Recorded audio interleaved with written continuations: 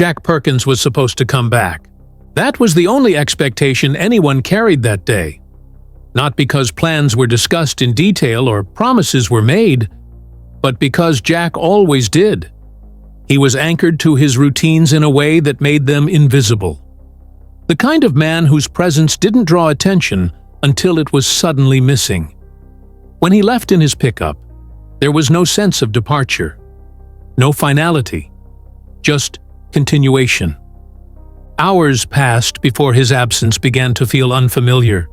At first, it registered as inconvenience, a delay that could be explained by errands taking longer than expected, a conversation that stretched, a road that slowed things down.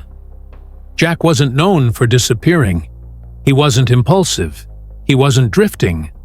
His life didn't suggest escape or secrecy. So when he didn't arrive where he should have, concern arrived cautiously, almost apologetically, as if accusing the situation of being serious felt unreasonable. What made it unsettling wasn't that Jack Perkins was unreachable. It was that nothing else appeared wrong. His pickup hadn't been found abandoned. No one reported seeing him pulled over. There were no calls asking for help, no witnesses describing confusion or trouble. The day itself hadn't been dramatic.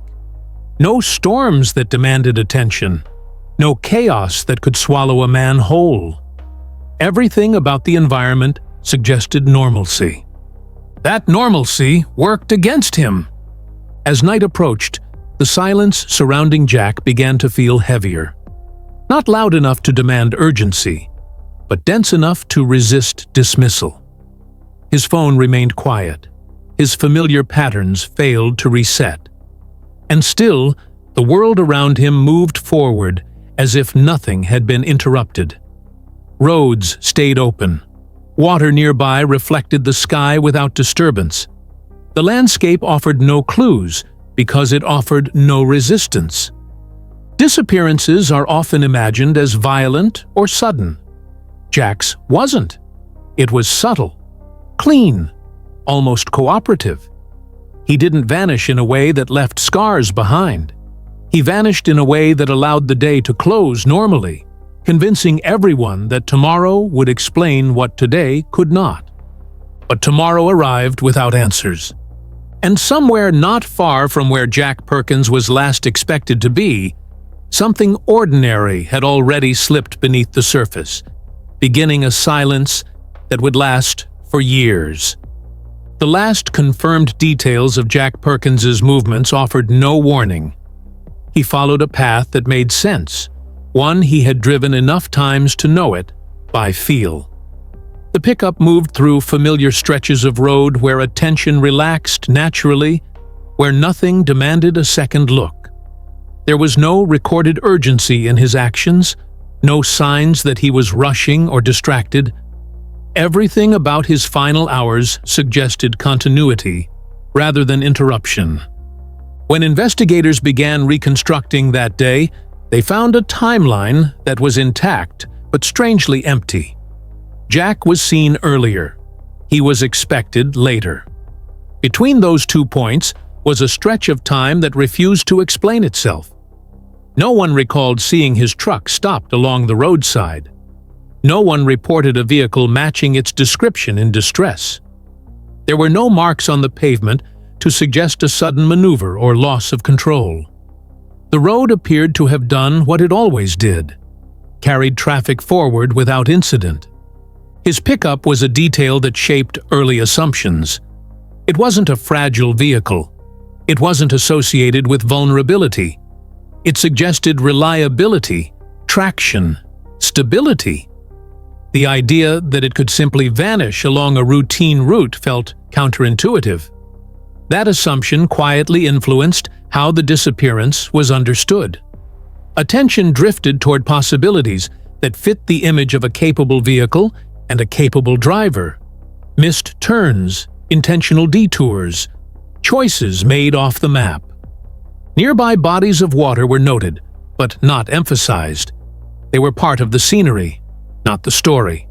Calm, still, unremarkable. There were no reports of splashes, No damage to guardrails, no debris floating at the surface. From every visible angle, the landscape appeared undisturbed. Whatever had happened to Jack Perkins had not announced itself. The absence of interruption became the defining feature of the case. His last day didn't end with a moment anyone could point to and say, "That's where it changed." It dissolved instead, blending seamlessly into the environment. A pickup leaving the road without noise or witness didn't fit expectation, so the possibility remained theoretical, unspoken, easy to overlook. What remained was a narrowing gap between what should have happened and what didn't. Jack Perkins didn't continue forward. He didn't arrive, and the stretch of road meant to connect those points offered no explanation for why. The search for Jack Perkins unfolded with confidence shaped by expectation. Investigators approached the case believing the answers would surface quickly, because cases like this usually did. A missed turn, a stalled vehicle, a sighting that clarified direction. But as the search expanded, that confidence gave way to something more disorienting: absence without error. Roads were covered thoroughly. Intersections were revisited. Areas where a driver might pull over were checked and rechecked. Nothing connected to Jack's pickup appeared where logic said it should. No tire marks suggested a sudden correction. No damaged barriers hinted at impact. The environment offered no narrative to follow, only continuity. Attention shifted outward. Possibilities were considered that moved beyond geography. Maybe Jack had chosen to leave his route. Maybe he had stopped somewhere unexpected. Maybe someone else was involved. None of these ideas were supported by evidence, but they filled the space left by its absence. When a disappearance doesn't leave physical traces, theory begins to substitute for direction. Bodies of water near the route were acknowledged, but only in passing. They were shallow in places, still in others, and visually unchanged. Without signs of disturbance, they didn't demand priority. The assumption was simple and unspoken. If a pickup had entered the water, someone would have noticed. Something would have surfaced. The landscape would have registered the event. Time passed not as stagnation, but as repetition. The same areas were reconsidered. The same conclusions reasserted themselves. Jack's name remained present in reports and conversations, but without new information, the search operated within narrowing boundaries. The investigation didn't collapse. It stabilized around uncertainty. For Jack's family, the silence was relentless. Every day without answers reinforced the feeling that something obvious was being missed, yet nothing concrete pointed to where. They lived with a question that resisted resolution, watching the world return to normal while their own remained suspended. The pickup, the road, the water, all of it existed somewhere, unchanged, holding answers no one could yet reach. What no one realized was that the case hadn't stalled because the truth was distant. It had stalled because the truth was quiet, settled into a place that looked too ordinary to question. The shift did not begin with a confession, a witness, or a forgotten document. It began with a reconsideration of space. Not where Jack Perkins might have gone, but where he could have ended without being seen. Years of unanswered questions had narrowed the search, not through discovery, but through elimination. Every reasonable alternative had failed to produce proof. What remained was the environment itself. Attention turned back to the areas closest to Jack's last known route, this time without the assumptions that had shaped the original search. Water that had once been dismissed as harmless scenery was reconsidered as a variable capable of concealing far more than expected. The question was no longer whether someone would have noticed a pickup entering the water, but whether the conditions would have allowed anyone to notice at all. Sonar equipment was deployed methodically, scanning beneath surfaces that appeared unchanged from above. The process was slow, almost anticlimactic. Most passes revealed nothing but natural contours, sediment, and debris shaped by time. Then, in one section, the readings stopped making sense.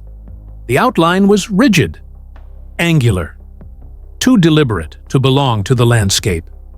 As the image clarified, the weight of the moment settled in. A vehicle-sized form rested below the surface, positioned in a way that explained everything that had gone unanswered.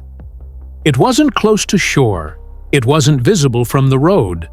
It lay where light failed, and surface calm concealed depth. The water had done what it does best. It absorbed motion, erased evidence, and returned to stillness. Recovery confirmed what a decade of searching had missed. Jack Perkins's pickup had entered the water without spectacle, without witnesses, and without resistance. The absence of debris, the lack of surface disturbance, the silence that followed, all of it aligned. What once seemed impossible now felt inevitable. The discovery did not rewrite the past, it corrected it. The road had not been misleading. The search had not been careless. The truth had simply been resting in a place that demanded a different way of looking. The recovery of Jack Perkins's pickup did more than answer a question. It reorganized an entire decade of uncertainty into a single quiet sequence of events. There was no hidden conflict waiting to be exposed, no crime waiting to be solved. The disappearance that had once invited speculation was reduced to something far more sobering, an ordinary moment intersecting with an environment capable of erasing itself. What the water had concealed, time had protected. The pickup rested where it had entered, untouched by curiosity, shielded by depth and assumption. From the surface, there had been nothing to see. No debris drifting free. No disruption strong enough to draw attention. The same stillness that misled early searches had preserved the truth intact. For investigators, the discovery reframed years of effort. The lack of evidence was no longer a failure of process, but a consequence of physics and perception. A vehicle does not need violence to disappear. It only needs a place where sound dies quickly and visibility ends abruptly. In that space, even something as solid as a pickup can vanish without resistance. For Jack's family, the answer arrived with weight rather than relief. Knowing where he had been all those years did not soften the loss, but it ended the endless reconstruction of what might have happened. The uncertainty that had followed them quietly, relentlessly, finally gave way to fact. Grief could move forward instead of circling back on itself. Jack Perkins was not lost to mystery anymore. He was found, placed back into the world in a way that made sense of his absence. The water that held him for so long offered no explanation, no apology. It simply revealed what it had always carried. If this story held you here, it's because it could have ended differently for any number of people, on any ordinary day. These stories matter because they don't announce themselves until they're already gone. And if you want more of them brought into the light, told carefully, truthfully, without noise, then don't let this be where you stop. Subscribe so these stories keep reaching you. Like this video so it finds the people who need to hear it. And share it, because the only thing more permanent than silence is the moment we choose not to break it.